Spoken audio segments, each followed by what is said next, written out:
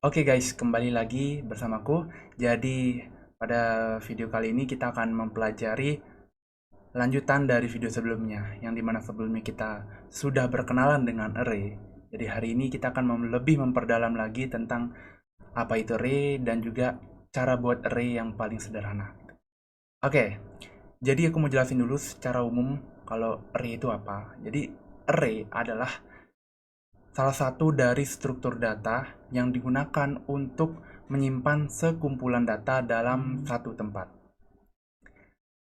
Setiap data pada array itu punya indeksnya masing-masing. Nah, indeks itu apa? Indeks itu kalau di dalam array itu tujuannya untuk kita bisa mengakses data-data tersebut.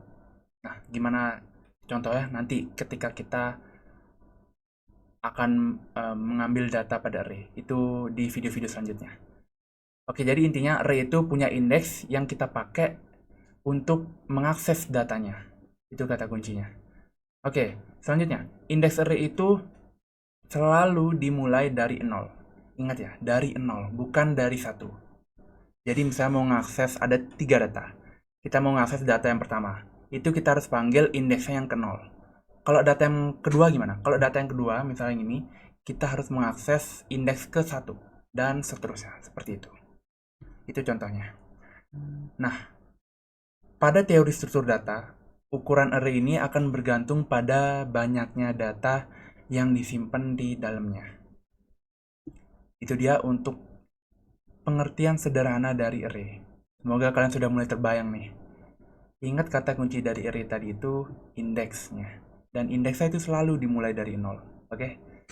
Oke, selanjutnya setelah tadi kita atau aku berteori tentang array, jadi kita langsung saja praktek untuk cara membuat array paling sederhana. Tip, kita balik ke kode editor masing-masing. Di sini aku menggunakan CLion. Jadi langsung saja kita akan membuat array. Jadi sebelum kalian buat array, buat dulu struktur sederhana dari C++ seperti ini. Include iostream dulu, lalu kita panggil namespace std.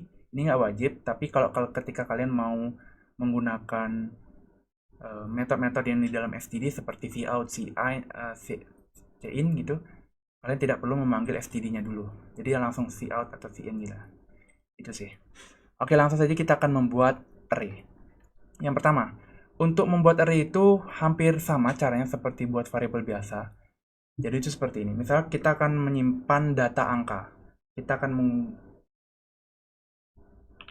mendeklarasikan tipe data dulu. Ini integer karena ini kumpulan dari angka. Lalu nama variabelnya. Misalnya ini adalah angka. Numbers ya. Aku pakai bahasa Inggris. Numbers gitu. Ini artinya banyak angka gitu kan. Nah, ini kalau pakai variabel biasa itu seperti ini kan.